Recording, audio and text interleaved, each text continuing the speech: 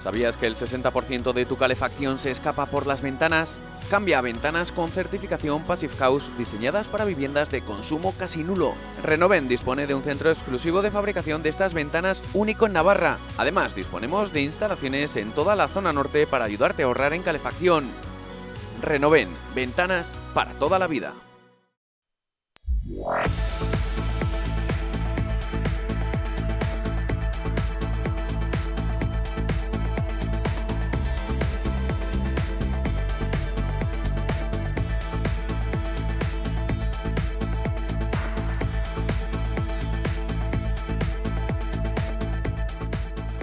La Organización Mundial de la Salud alerta de que un desconfinamiento precipitado puede tener un mayor impacto en la economía. El organismo de Naciones Unidas insiste en advertir de que la pandemia está lejos de finalizar y que queda mucho por hacer.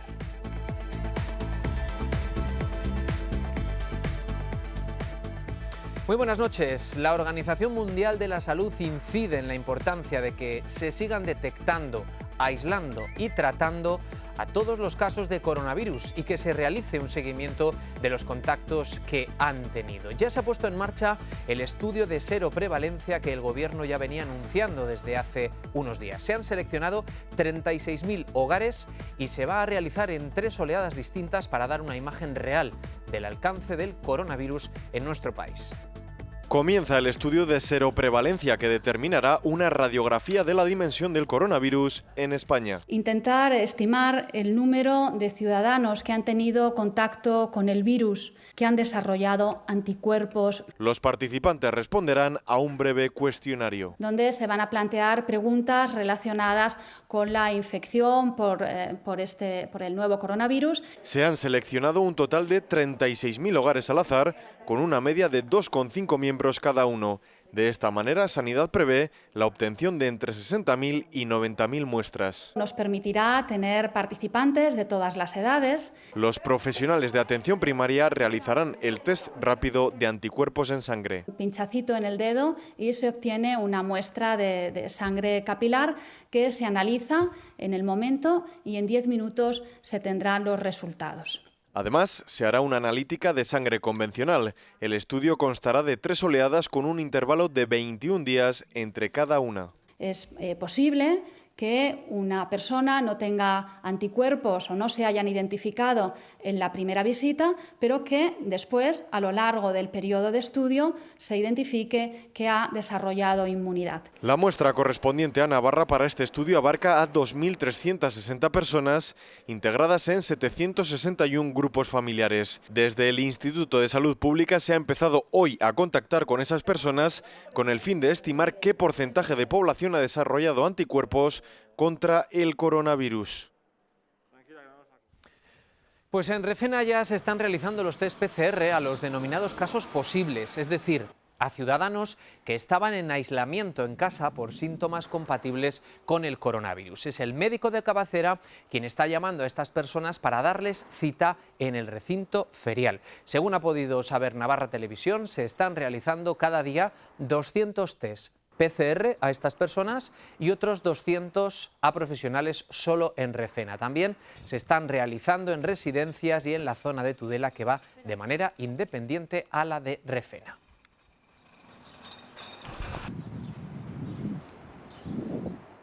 Es verdad que Navarra cuenta a día de hoy con 3.136 casos activos. Es una cifra que, como les explicamos cada día, no tiene en cuenta las personas fallecidas ni las que han recibido el alta epidemiológica, los curados.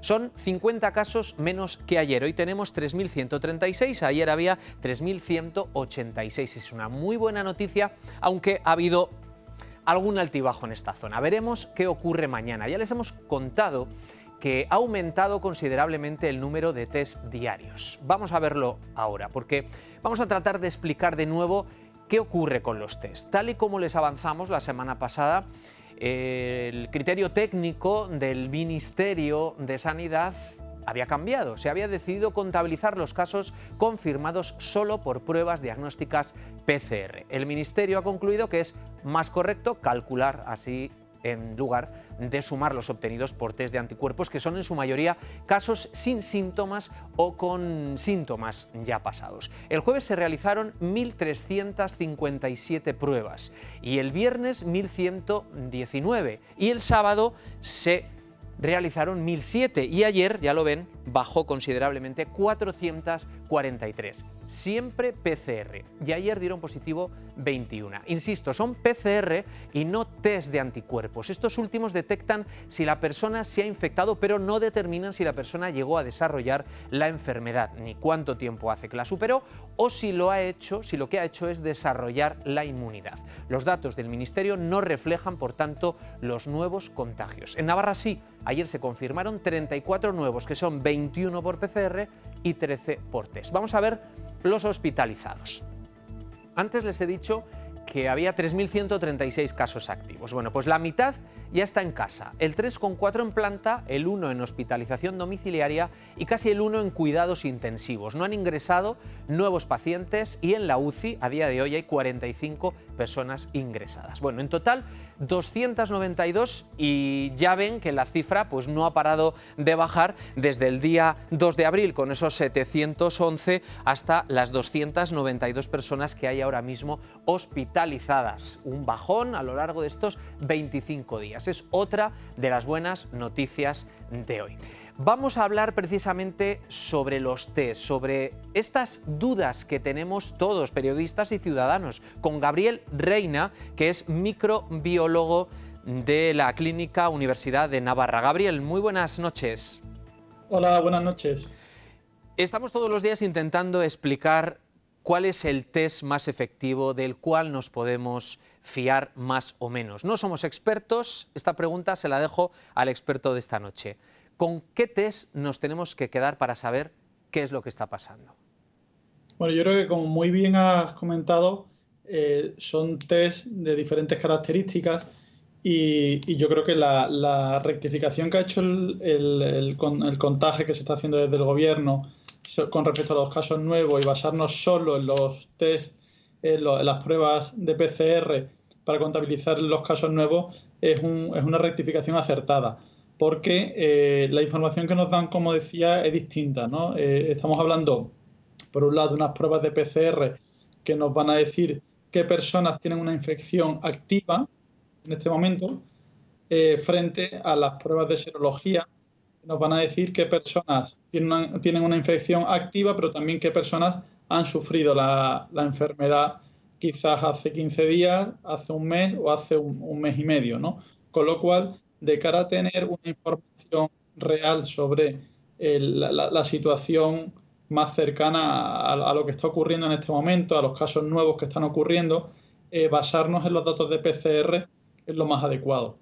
Entonces, la PCR sin duda es la técnica de referencia para contabilizar los casos nuevos, pero las técnicas de serología nos van a dar una información muy interesante, por ejemplo, en ese estudio de seroprevalencia, para saber cuál ha sido el impacto real de la infección por coronavirus hasta ahora. Cuántos casos reales ha habido de infección por coronavirus, tanto a pacientes con síntomas como casos que han sido asintomáticos.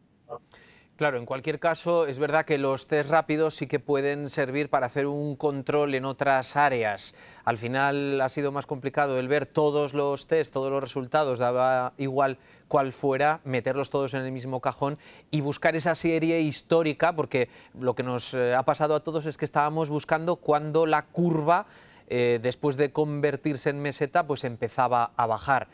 Y es verdad que de esta manera ahora el dato puede ser más claro. Sí, eso es efectivamente, ¿no? Entonces, no obstante, las pruebas de serología van a ser muy útiles para conocer esa situación que hemos tenido hasta ahora, que se está estimando en base a casos confirmados, pero que sin embargo el dato real de casos reales no lo conocemos por el número de infecciones asintomáticas que se están produciendo también.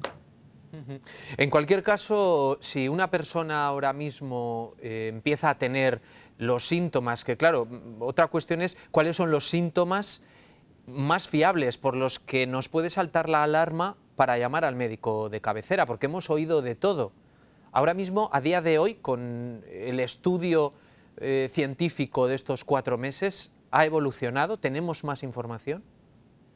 Bueno, tenemos más información, sí, porque verdaderamente en un principio los casos sospechosos se basaban fundamentalmente en un cuadro respiratorio acompañado de fiebre, ¿no? Un síndrome pseudogripal. Pero es verdad que estamos conociendo características del virus en cuanto a la sintomatología que nos están haciendo fijarnos en otros datos, ¿no? En esa pérdida del olfato, pérdida del gusto, en algunas manifestaciones en la piel que se están produciendo también en algunos pacientes, en algunos casos sin fiebre también, ¿no? Con lo cual, casos de diarrea también, ¿no? Acompañantes. Entonces, hay la verdad que una casuística bastante amplia que parece acompañar a la infección por coronavirus. Por eso, bueno, pues sobre todo los pacientes a partir de 60 años, ¿no? Y pacientes que puedan tener patologías de base que presenten sintomatología que no sea únicamente de fiebre, tos, aunque la disnea, ¿no? La falta de aire es uno de los síntomas que más graves pueden ser. Pues eso, esas manifestaciones en forma de diarrea, en forma de lesiones en la piel, enrojecimiento de la piel de algunas zonas de las manos, de pies, o en algunos casos, ¿no? Pues otras manifestaciones como esa pérdida de olfato o del gusto, bueno, pues deben hacer que la persona contacte con los servicios sanitarios para que lo orienten. Como microbiólogo, como experto, ¿qué ha sido lo que más te ha desconcertado de este virus? Pues, a ver, yo creo que a todos nos ha desconcertado la velocidad con la que se ha expandido, ¿no? Porque la verdad que yo en mi vida profesional he visto, bueno, lo que parecía una emergencia de nuevas cepas, de gripe sobre todo, ¿no? En algunos países de Asia, que luego, sin embargo, han quedado en un número de unos cientos de casos y no han dado el paso a la transmisión entre humanos efectiva.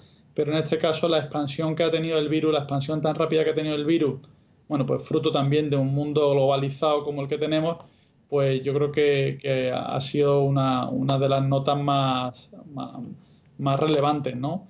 También es verdad que ese mundo globalizado nos ha favorecido a la hora de disponer de técnicas diagnósticas de forma muy rápida y que ha permitido pues, que en tiempo también récord hayamos podido disponer de técnicas de PCR, de técnicas de serología en un amplio abanico disponibles en el mercado, ¿no? Entonces, también hemos tenido problemas de suministro de reactivos, ¿no? Y que poco a poco se van normalizando, pero bueno, yo creo que sí, que esa rápida expansión y esa mortalidad también, ¿no? Elevada en grupos muy mayores, ha sido llamativo. Una cosa muy llamativa ha sido el tema de los niños, ¿no? El tema de que los niños, por ejemplo, parece que tienen un perfil de protección, ¿no? Y que no sufren eventos graves en su mayoría, aunque hay algunos casos que sí. También yo creo que es una de las características que más llama la atención. Gabriel, ¿eres optimista con la vacuna? Soy optimista en cuanto a que no se va a tardar lo que se tardaría en condiciones normales en desarrollar una vacuna. Una vacuna en condiciones normales puede llevar años, ¿no? En este caso, quizá la vacuna que ya están probando en Oxford, por ejemplo, bueno, vamos a ver qué resultados tiene. La vacuna que se está probando en Estados Unidos, en China, hay ya muchos ensayos en humanos en distintas zonas del mundo que yo creo que sí que nos deben invitar al optimismo y pensar que, bueno, que si no todas, algunas de ellas pueden ser efectivas y puedan estar en nuestro abanico de vacunas pronto, aunque ese pronto entrecomillado, ¿no? Ese pronto, desde luego, no puede ser seguramente antes del 2021, ¿no? ¿Llegará antes un tratamiento? ¿Habrá antes un tratamiento que la vacuna? Yo creo que sí que llegarán antes las evidencias sobre los tratamientos, ¿no? Tratamientos ya disponemos de unos cuantos fármacos que se están utilizando, pero que se están utilizando sin un grado de evidencia científica alto. Entonces, en ese sentido, sí que los ensayos clínicos que están en marcha el ensayo clínico Solidarity que promueve la Organización Mundial de la Salud, que aglutine datos de muchos pacientes, la experiencia de muchos pacientes, donde los fármacos se usen de una forma pues ordenada, que permitan extraer unas conclusiones válidas. Eso sí que debería ser algo, unos datos de los que debemos disponer en cuestión de unos pocos meses, y que eso nos dé mucha luz para saber cuáles son los fármacos más efectivos y en qué momentos hay que utilizar cada fármaco de los que parece que pueden tener actividad, ¿no? Como la hidroxicloroquina, como el lopinavir, como el tocilizumab.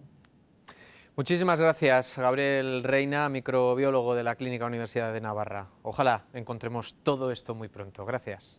Gracias a vosotros. Bueno, pues entramos ya, como ustedes saben, en la 7ª semana de confinamiento y los datos invitan a cierto optimismo, aunque eso sí hay que lamentar una nueva víctima mortal en Navarra. Por el contrario, los casos activos descienden. Actualmente hay 3.163, son 50 menos que ayer, por lo que la tendencia sigue siendo descendente. Otro apunte positivo: no se han registrado nuevos ingresos hospitalarios por el virus, y en la situación en la que nos encontramos, francamente, es como para que tengamos en cuenta también, lo hemos comentado antes, que en la UCI no ha habido nuevos ingresos, continuamos con los 45, y en la cifra de curados, la otra buena noticia, hay 83 más que ayer. Vamos a ver los datos también a nivel nacional, que lo que nos deja es uno de los aumentos más bajos en el número de fallecidos, aunque ha habido un repunte con respecto al día de ayer, por encima de los 23.500. En los positivos PCR estamos llegando ya a las 30.000 personas, y la cifra de curados se acerca ya a los 101.000. Datos que desde luego invitan a que seamos un poco más optimistas de cara al futuro. Incluso el propio rey Felipe esta mañana, en una intervención pública, se enorgullecía de estos datos, pero sin perder la precaución a la hora de asentar estos datos.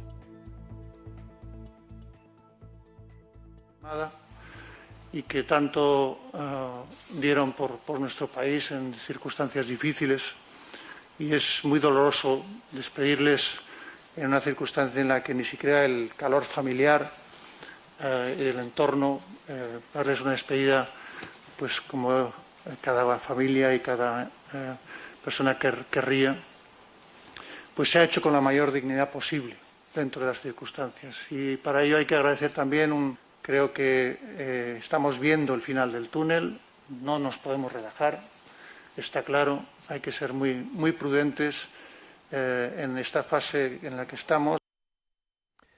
Pues sí, una fase en la que estamos que nos lleva de alguna manera a hablar de esa desescalada. Ya vamos conociendo bastantes datos. En la última intervención del presidente Sánchez ya nos empezó a dejar algunas pistas que sobre todo nos llevan al próximo sábado, donde ya se van a poder realizar paseos no solamente los padres que tengan sus hijos hasta ese máximo de 3, sino que se abre el abanico. La desescalada se está valorando también en el Parlamento de Navarra, y los grupos están intentando posicionarse cada uno con distintas propuestas. Todos los grupos apoyan una desescalada simétrica y coordinada, pero reclaman también la capacidad y las competencias de Navarra. El Partido Socialista mantiene la postura que anunciaba este viernes la presidenta Chivite. Con prudencia, dicen, pero la comunidad foral está lista para pensar ya en la desescalada. Sí, estamos convencidos de que Navarra está preparada para esa desescalada, siempre desde la prudencia y desde las recomendaciones de los expertos. Eso sí, los socialistas se quedan solos porque ni siquiera sus socios lo ven tan claro. Queremos, sin ninguna duda, la mejor de las desescaladas y con los mejores medios. En estos momentos una desescalada masiva creo que no tendría ningún sentido. Y sobre todo el criterio fundamental de prudencia. No se nos puede olvidar que el estado de alarma continúa. Los más críticos son Navarra Suma y Euskal Herria Bildu, que siguen pidiendo a la presidenta que se hagan test masivos a varios sectores de la población y no solo a las personas que tengan síntomas. Pero en ninguno de los casos es plantear hacer test a los 660.000 navarros, porque desde luego nosotros eso no estamos planteando. Lo que yo no diría nunca Es lo que ha dicho la presidenta del Gobierno, que solo hay que hacer PCRs a los sintomáticos. Creo que eso es un error de bulto. Tenemos capacidad para decir cuánta gente está contagiada, cuáles son los focos con más riesgo. Tenemos capacidad para ver cuánta gente está inmunizada en estos momentos.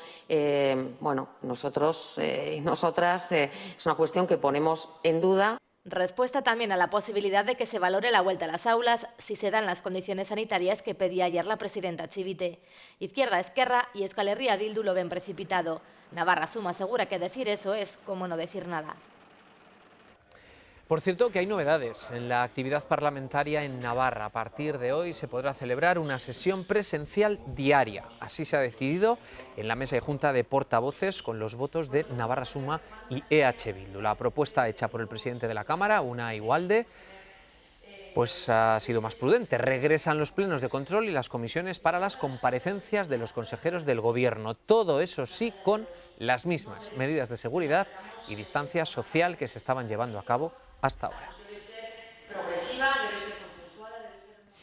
Tras 6 semanas de confinamiento entramos ya en la 7ª. Ayer ya lo habrán visto a estas horas porque probablemente hasta ustedes lo hayan protagonizado. Era la imagen más esperada, el silencio de las calles y las estampas desiertas a las que estábamos acostumbrados dieron paso, ya lo ven, a imágenes como estas. Imágenes que hoy y los próximos días pues ya se han vuelto a repetir. Alcaldes y cuerpos policiales piden que los ciudadanos se atengan a las normas establecidas. Aseguran que no es cuestión de esquivar multas, sino de remar todos en una misma dirección. Te veo, papá. Eran los que más ganas tenían de salir, también los padres. Pero ojo, porque si no se cumplen las normas puede haber sanciones, porque seguimos en estado de alarma y según la seguridad ciudadana, la legislación, hay multas que pueden ir desde los 601 euros hasta los 30.000. Multas de 601, no cumplir el toque de queda de 9 de la mañana a 9 de la noche, salir con más de 3 niños, entrar en parques infantiles o alejarse más de 1 kilómetro.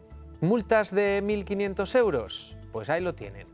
Acompañar a 2 adultos, reunirse varios niños, llevar menores en coche, sin causa justificada, evidentemente. Las salidas son a pie. Fotos de multitudes sentadas en bancos, padres y madres juntos sacando a sus hijos e infinidad de sanciones recorrieron ayer las redes sociales, encendiendo las alarmas de muchos ciudadanos. Que la gran mayoría cumplió con el precepto, por lo menos en la mayor parte de ese trayecto, de esa hora de duración de desplayamiento de los niños, ¿no? Ayer algunos padres utilizaron esto precisamente para relacionarse ellos, juntarse con amigos, familiares, y es lo que no puede ser. Policía Foral propuso 12 sanciones, Policía Municipal no interpuso ninguna porque dedicó la primera jornada de salida exclusivamente a informar. Un adulto con 3 menores máximo, 1 hora de duración, 1 vez al día y máximo 1 kilómetro de distancia de la vivienda. No es muy complicado, creemos que es sencillo. Control de esos padres, es imposible llevar una tabla, un listado de cuántas veces ha salido y cuánto tiempo lleva fuera, pero desde luego apelamos a esa conciencia cívica que es imprescindible. Llamamiento a la responsabilidad desde este cuerpo, pero también desde localidades como Answain. Su alcalde lanzaba este mensaje en redes sociales donde era muy crítico con la actitud de sus vecinos. También el alcalde de Tudela. Algo queda claro, si queremos decirle: Adiós al coronavirus. Matar al coronavirus. La cuestión no es saltarse las normas y conseguir no ser multado, porque puede que usted no sea sancionado, pero por su irresponsabilidad pierde toda la sociedad.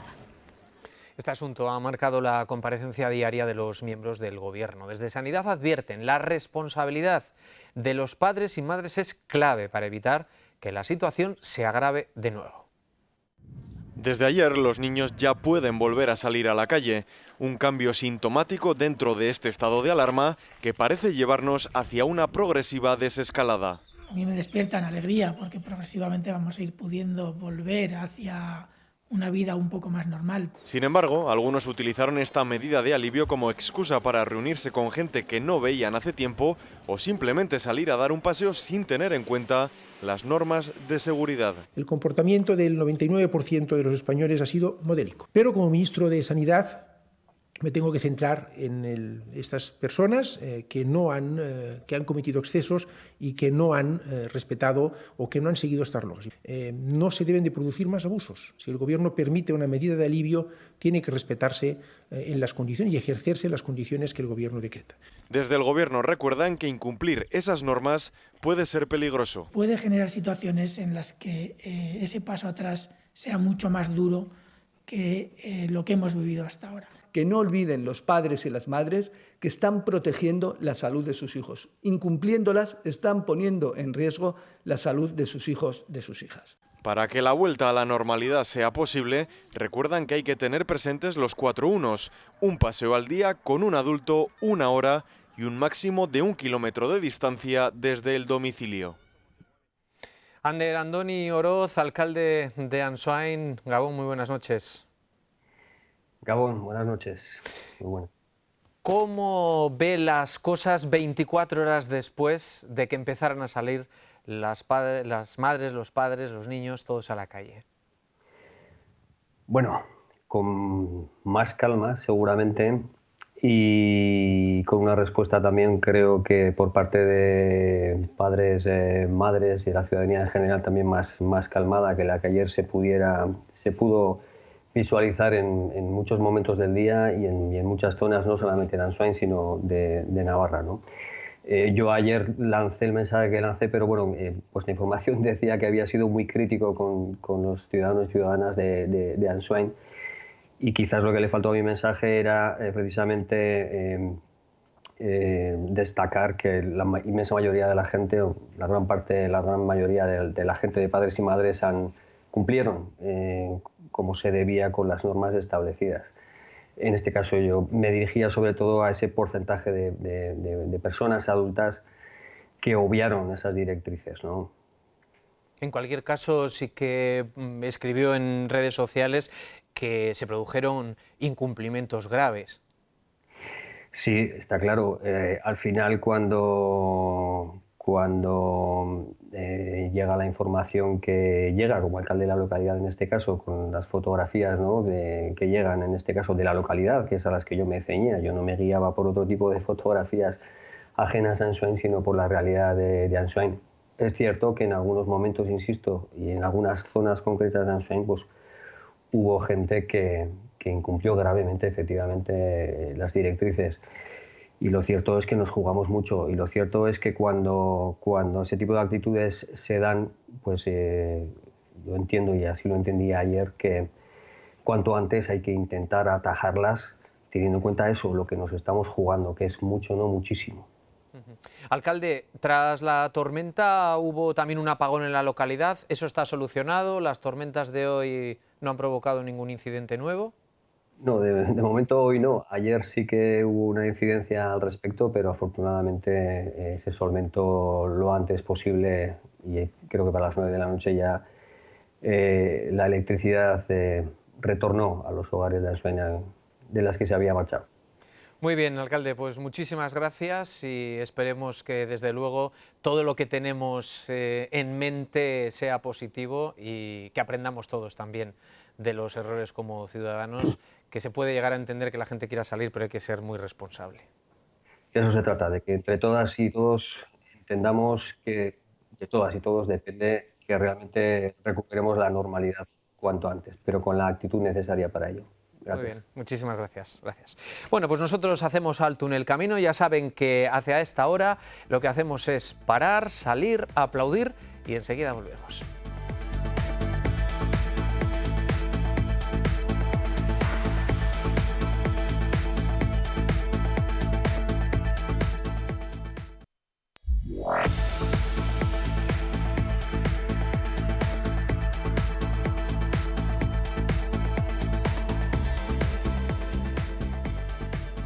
Y una de las noticias del día ha sido también la del regreso a la actividad productiva en Volkswagen Navarra. Eso sí, lo han hecho entre medidas de seguridad y con un turno de trabajo. Martes y miércoles, mañana y pasado, están reservados para analizar el funcionamiento del primer día, y será hasta el jueves 30 la siguiente jornada de producción. La planta de Volkswagen Navarra arranca motores tras más de un mes de inactividad. Fue el pasado 15 de marzo cuando el coronavirus paralizó también este sector. De las 4.800 personas prácticamente que somos de plantilla, 1.600 estábamos convocadas hoy a las 6 de la mañana a trabajar. Los trabajadores han accedido tras un control de temperatura y dotados con protección específica como mascarillas y guantes. Todo muy bien porque no tiene ningún problema de ninguna clase, todo mucha seguridad, mucha limpieza, todo muy bien. Entre guantes, mascarillas y todo estábamos todos muy bien, había gente de sobra por la fábrica para poder hacer cosas y muy bien todo. La jornada ha comenzado con un plan de acogida en el que se han explicado las medidas de protección y seguridad adoptadas en esta nueva situación, así como la nueva organización del trabajo. Ha ido de manera progresiva hasta las 8 de la mañana, que nos hemos puesto ya a velocidad normalizada. El trabajo ha ido despacito el primer día, pero las medidas de seguridad estaban bien puestas y bueno, bien. La verdad es que no ha habido mucha complicación. Durante estas primeras semanas de un único turno está previsto fabricar 527 coches diarios, lo que supone un tercio de la producción habitual. Por el momento, la vista está puesta en la evolución del sector automovilístico y en sus clientes. Hace menos de un mes pararon sus máquinas y dejaron de producir pantallas a gran escala. El movimiento solidario Ayudar Makers Navarra vuelve a ponerse en marcha. Esta vez elaboran elementos de protección, como pantallas para los más pequeños de la casa, pero también complementos que evitan el contagio o hacen más cómodo el uso de las mascarillas. Este sonido ya suena a toda la ciudadanía. Paradas desde hace algo menos de un mes, las máquinas de los makers vuelven a encenderse. Esta vez traen una solución a aquellas personas que usan mascarilla para trabajar y les queda pequeña o le incomoda en las orejas. Que son unos protegeorejas o salvaorejas que nos están solicitando mucho en estos momentos los sanitarios. Lo que hace este dispositivo es que se coloca por la parte de atrás, es en lugar de enganchar las gomas a las orejas, se enganchan aquí, a estos rebordes, de modo que ya no nos molesta al poner las mascarillas. Un movimiento que participó en la elaboración de 100.000 dispositivos non-touch junto al Colegio de Enfermería de Navarra, una especie de gancho que hace de barrera entre las personas y los objetos, ahora complementario con otro dispositivo. Sería un complemento a este objeto que es individual. Este se coloca directamente en la puerta y lo que nos permiten es abrir la puerta sin tocarlo con la mano, sino abriéndolo con el antebrazo o con la muñeca. Conocidos por elaborar pantallas cuando había escasez de mascarillas, ahora vuelven a sus orígenes. Pantallas, pero con un guiño a los más pequeños y pequeñas. Son más pequeñas y son pantallas pensadas para niños y niñas. Pantallas adaptadas a su tamaño y un poco más divertidas que las habituales. Una red solidaria que cuenta con unas 700 personas distribuidas por toda la geografía navarra. Iniciativas que arrancaron porque no había material suficiente en nuestro país. Casi todo el material estaba en China, ya lo saben. Pues precisamente China ha informado en las últimas horas que todos los pacientes con coronavirus han sido dados de alta en Wuhan. Lo sabe bien quien ha estado allí y nos ha informado cada día. Seguro que van a reconocer su cara. Más de 40 millones de chinos pueden salir ya de diferentes ciudades de la provincia de Hubei, si así lo desean, y a partir del 8 de abril de su capital, Wuhan. Se pone fin así a un confinamiento que, recordemos, empezaba el pasado 23 de enero sin precedentes en la República Popular China, pero que según las autoridades ha funcionado para evitar que el virus se expandiese más por el resto del país. Y eso que hoy en Wuhan han circulado ya autobuses públicos para trasladar a los que se han incorporado sus puestos de trabajo y se han dado los primeros permisos temporales para salir, por ejemplo, a comprar. Eso sí, con todas las medidas de prevención, porque en las últimas horas ha habido una persona que ha dado positivo y otras 3 en la misma provincia. Repunte de contagios locales respecto a los últimos 5 días, aunque preocupan más los casos importados, 74 ayer y en total 427 positivos tras venir de otros países, muchos de ellos en Shanghái y sobre todo en Pekín. Mavi Doñate, periodista corresponsal de Televisión Española en Asia Pacífico. Muy buenas tardes, noches, madrugadas, casi, Mavi. ¿Qué tal, Roberto? ¿Cómo estás? Encantada de estar con vosotros. Muchísimas gracias por habernos hecho un hueco, porque a estas horas ya del día el cansancio, imagino ya que con todo lo que has vivido en las últimas semanas se acusa o la adrenalina periodística sigue ahí.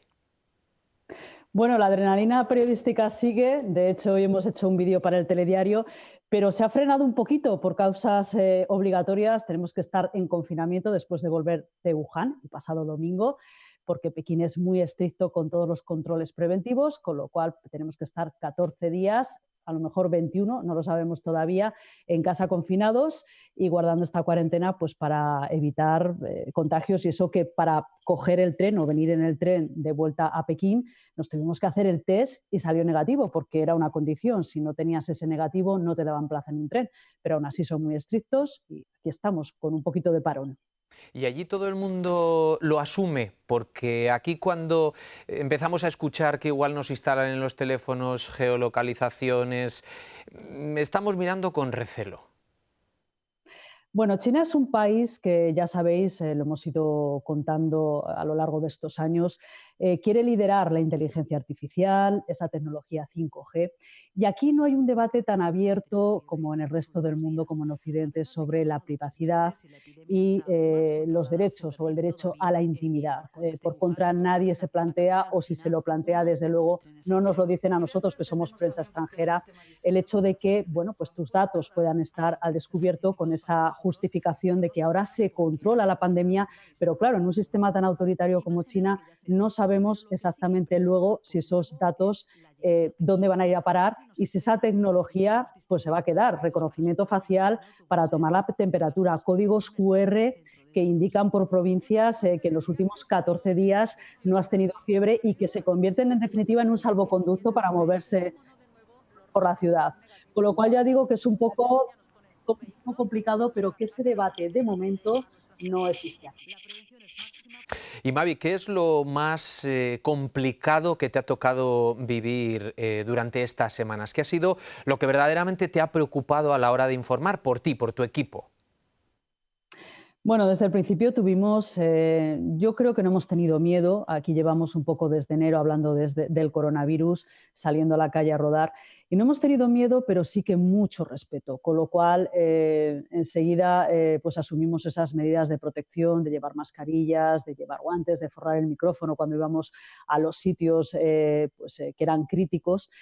Y luego, pues bueno, sabemos que China no es un país muy amigable con la prensa, con lo cual estos meses, si ya de por sí no es fácil, ha sido más complicado todavía. En Wuhan salir con una cámara a la calle, pues a no ser que fuesen excursiones, como nosotros decimos en el argot, organizadas, es decir, te llevaban a actividades o a enseñarte ellos algo organizado, pues era difícil pues porque teníamos una población que había estado más de 2 meses y medio en casa, con todo lo que ello implica, es decir, había un nerviosismo y luego, pues bueno, ese temor a que la prensa extranjera siempre va a contar todo lo malo de un sitio como Wuhan, que además ellos saben que es allí donde se expandió o el kilómetro cero de esa pandemia, con lo cual ha sido especialmente complicado. Se ha juntado un poco el temor al contagio con lo difícil que es trabajar en un país de estas características. ¿Nos tenemos que creer a pies juntillas todo lo que nos han contado del origen de esta pandemia? ¿Aquel mercado en el que todos pusimos nuestra mirada? Bueno, yo creo que todos tenemos que poner en cuarentena, es un término muy de estos días, ¿verdad? Todas las informaciones, pero no solamente en China. En China es verdad que es un país especialmente opaco con la prensa, con el gobierno y el sistema que tiene, ese socialismo con características chinas. Y bueno, yo creo que todo está también bajo un foco de investigación. Ese mercado, pusimos, como dice Roberto, primero la mirada en él, se había originado, dijimos, en ese mercado, porque ellos lo dijeron, y se había expandido. Bueno, pues meses después se dijo que el virus, la propia China dice que sí, que se expandió por allí, pero que no se originó en ese mercado. Con lo cual, no se sabe todavía el origen. Yo fui a Wuhan con unas preguntas, entre ellas estaba esta. No se sabe dónde se ha originado todavía. Lo que se sabe es que por ese mercado se expandió, que había animales salvajes vivos, es verdad, pero tampoco siquiera se sabe si venían de esos animales. Con lo cual, todo de momento, a día de hoy, es una incógnita. Y digo yo que bueno, nos iremos intentando al menos enterar y a ver lo que se va filtrando de las autoridades chinas. Mavi, hasta el confinamiento, ¿cómo era tu día a día? ¿Con cuánta gente trabajas? ¿Qué tal las relaciones también con el resto de corresponsales, sobre todo españoles? Que no estáis muchos, pero tenéis un buen equipo. No estamos muchos. No estamos mucho y cada vez menos. Estaban 2 navarros de pro que sé que le tenéis mucho cariño, como es Sara Romero y Daniel Esparza, que se fueron hace unos años. Y bueno, televisiones nacionales, ahora solamente estoy yo, TV3 y Euskal Telebista, de las autonómicas. Y luego sí que es verdad que todos los periódicos grandes nacionales tienen un corresponsal. Yo creo que estos meses nos hemos unido más todavía, porque bueno, hay mucha... han sido tiempos raros, tiempos extraños, tiempos en los que notas más la soledad y tiempos en los que la incertidumbre domina nuestro día a día. Hoy, por ejemplo, le decía a mi madre que yo no sé cuándo voy a volver exactamente a España. De momento, si salgo, no puedo volver, con lo cual, pues bueno, no sabemos, el COVID-19 ha partido familias, ha partido amigos, tenemos compañeros que no han podido regresar de prensa extranjera, familias que de repente el marido se fue con la hija a otro sitio y no han podido volver. Así que bueno, al final somos una familia y luego dentro de esa familia, pues claro, está mi equipo de la corresponsalía, que afortunadamente pues tenemos una gran conexión, porque si no estos meses el trabajo no habría salido para nada. ¿Ya has hecho tus pinitos con el chino? Bueno, estamos ahí estudiando, pero bueno, después de 5 años entiendo cosas, pero soy incapaz. Tengo el kit de supervivencia, que con eso, bueno, cuando vas a comprar o coges un Didi, que es el Uber chino, pero bueno, llevar una conversación muy larga, desde luego soy incapaz. O sea que es muy difícil, pero bueno, estudiarlo es un gran, ¿cómo diría yo? Un gran ejercicio para el cerebro, ¿no? O sea, es una gimnasia fantástica, porque yo siempre digo que después de cada clase, las poquitas que puedo dar, me duele el cerebro directamente, o sea, de lo intenso y lo difícil que es. Bueno, Mavi, ¿cuándo tienes previsto volver a España? ¿Tendrás ganas de ver a la familia, de ir a Zaragoza? Pues es que, Roberto, es lo que comento, ganas muchísimas, pero es que no sé cuándo voy a poder salir, ¿no? Porque de momento China ha prohibido la entrada a todos los extranjeros, con lo cual si salgo a día de hoy no podría volver a entrar. Esto te limita incluso a otras coberturas o irte a otros países, ¿no? Con lo cual es complicado. Yo vivo al día a día ahora, es una lección que llevo aprendiendo desde enero y bueno, vamos a ver si la situación en el mundo en general y en España también mejora, para que haya un flujo pues, de líneas aéreas que se restablecen y China además levante esta prohibición de no dejar entrar a extranjeros. Muy bien, Mavi, muchísimas gracias por habernos abierto esta pequeña ventana y de verdad cuídate mucho, muchísimas gracias. Gracias, Roberto, y déjame dar un abrazo a todos los pamploneses y a todos los navarros, que es una tierra que amo. Sí, porque gracias. Sé que además los Sanfermines has tenido también tu huequecito en el corazón. Este año nos quedamos sin ellos. Lo sé. Bueno, al año siguiente, más y mejor. Muchas gracias. Chao. Pues sí, porque poco se está hablando de lo que el coronavirus puede suponer para nuestra especie. Estamos hablando de lo más inmediato y de las repercusiones futuras que podría tener la economía mundial. Pero, ¿y la especie? El coronavirus, el COVID-19, podría ser el último aviso. Y si no se toman decisiones, habrá un colapso de especie. No lo digo yo, lo dice el antropólogo y codirector de las cuevas de Atapuerca, Eudal Carbonell. Efectivamente, encima de la mesa nos deja una situación actual que afronta el mundo y que no se trata de una crisis sanitaria, sino social y universal. Considera que es el colapso del sistema por no haber afrontado cambios estructurales, cuando hace unos años tuvimos ya las primeras advertencias. Eudal Carbonell, arqueólogo y codirector de Atapuerca, muy buenas noches. Hola, buenas noches, ¿cómo estáis? Pues muy bien, la verdad que con ganas de hacer muchas preguntas ante este momento en el que nos encontramos. ¿Ya venía avisándonos la evolución de lo que podría pasar? Efectivamente, ya lo he dicho y lo he repetido, ¿no? Esto es un aviso. No es que la pandemia va a generar, aparte de un desastre sanitario, que ya lo está haciendo, pero que bueno, que lo superaremos, nos inmunizaremos, habrá vacunas. Es lo que desencadena una globalización de pies de barro. Es decir, se ha de parar la globalización y se ha de planetizar. Se ha de hacer un gran cambio de especie a través de nuestra conciencia crítica para establecer la planetización, es decir, mantener la diversidad del problema del planeta. Si no mantenemos nuestra diversidad cultural, conductual, etcétera, corremos un grave riesgo. ¿Y qué vamos a tener que hacer, por decirlo con palabras más llanas? ¿Vamos a tener que volver al pueblo? No, eso es otra historia. No es una vuelta a cualquier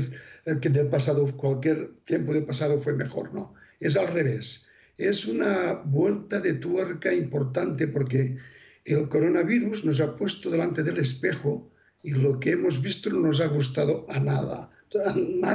A nadie y nada. Es decir, lo que hemos visto es una especie que no está haciendo las cosas bien. Una especie que no soluciona los problemas que ella misma genera. Una especie que duda y ante cualquier problema general de especie como el que hemos vivido, no hay protocolos universales, etcétera, etcétera. Algo hemos hecho muy mal porque no se ha socializado la tecnología de forma adecuada o falta un tiempo para su socialización. No tenemos una conciencia de especie, tenemos conciencias individuales, conciencias más reducidas a territorios, pero aún nos falta una conciencia que englobe nuestras conciencias individuales. Y esa falta de cohesión social que le hemos escuchado decir en los últimos días, ¿puede verdaderamente llevarnos hasta un colapso de la especie? Claro, atención, nos puede llevar a una catarsis, es decir, una catarsis que nos puede llevar al colapso. De hecho, las cosas muchas veces empiezan colapsando por partes del sistema hasta que el sistema en general colapsa. Tenemos que explicar muy bien que un colapso no es una extinción.